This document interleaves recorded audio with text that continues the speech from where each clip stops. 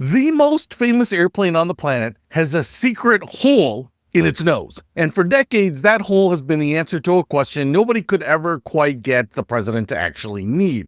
It was the ultimate insurance policy. It was basically the circle the globe forever button. And the new Air Force One, yeah, they're deleting it on purpose. And honestly, it might be the most sensible thing the government's done in years, which I know it's pretty low bar, but it's basically a speed bump. So here's the deal.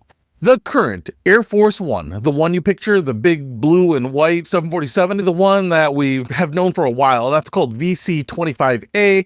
The new one, the red, white, and blue one, is VC-25B. And most importantly for today, tucked right up there on the nose is an aerial refueling receptacle. It's a little door that opens up so a flying gas station can pull up behind it and top it off mid-flight. Unrefueled, these jets can fly almost 8,000 miles. But with in-flight refueling, they can circle the globe. That's the legend. Unlimited range. The president can stay in the sky indefinitely while the world burns below. Sounds incredibly cool. Sounds, dare I say, totally fetch. But here's the problem. The new Air Force One, the VC-25B, built off the bigger 747-8, is getting built without it. Because unlike the current fleet, the new one will not be capable of refueling in flight as a cost-saving measure. So, two questions. Why did they drop it? And this is the fun one. How often did they actually use the thing on the old planes? Because if you're paying for a Ferrari and it's been sitting in the garage since the Clinton administration, that changes the conversation a little bit. Let's start with how often it got used, because the answer is genuinely hilarious. The answer is essentially never. The plane has the ability to refuel in midair, but it rarely ever uses the feature and is even said to have never been done so with a president on board. Not once, ever. Decades of this capability, billions of dollars in engineering, and it has never been used out of necessity with the actual commander-in-chief sitting in the back in his comfy little chair. Now you might be thinking, okay, but surely 9/11, right? What did I just say?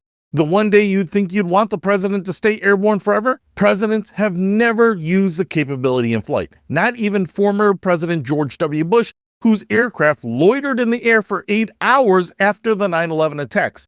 8 hours circling, the single most justified scenario in the history of the feature, and they still didn't use it. They just landed and gassed it up like the rest of us peasants. So who's actually been aboard a plane while it sucked gas out of the sky? Jimmy Carter is reportedly the only president to be aboard an aircraft during midair refueling, and that was in 1980 on the E-4B Doomsday plane as a demonstration. It was a demonstration. So even the one time it happened with the president in the building, it was basically a tech demo. It was the guy at Best Buy going, and watch this, that's it. That's the whole resume of this feature. Now, to be fair, the pilots do practice it. The crews regularly practice aerial refueling to stay proficient. But those flights are conducted without the president on board. So the capability gets exercised constantly, just never for its actual stated purpose. It's like owning a fire extinguisher you take to the range every weekend, but you never once pointed it at a fire. So why has the president never used it? Here's where the science kicks in, and it's actually pretty interesting. Picture two enormous aircraft, a 747 the size of an apartment building, and a tanker flying just a few feet apart at hundreds of miles an hour, while one extends a rigid metal arm called a boom into a hole on the other one's nose. If that doesn't sound romantic, that's because it's not. It's kind of terrifying, actually. Aerial refueling is a complex and dangerous maneuver, even more so for an aircraft as large as a Boeing 747.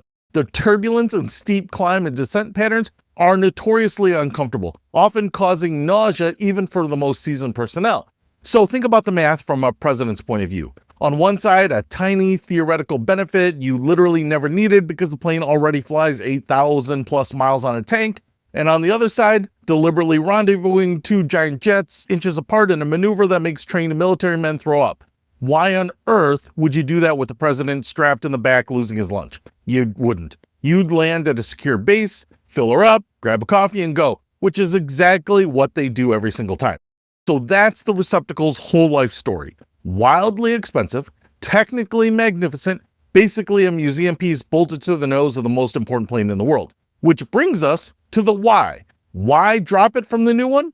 Well, two reasons. First, money. Shocking, I know. For a jet this size, adding a nose-mounted fueling port and all the interior piping is an enormous engineering achievement that requires intricate structural strengthening and weight and balance changes.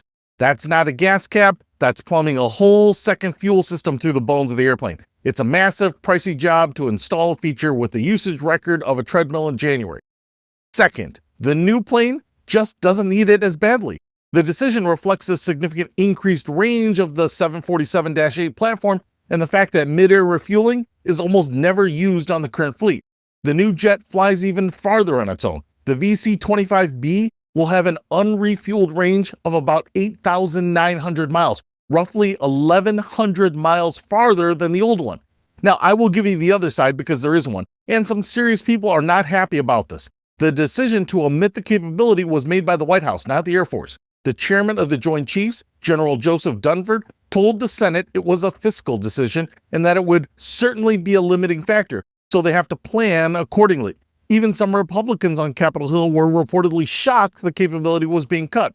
The worry is the worst case scenario, a genuine doomsday nuclear exchange situation where the president needs to stay airborne not for 8 hours, but for as long as humanly possible.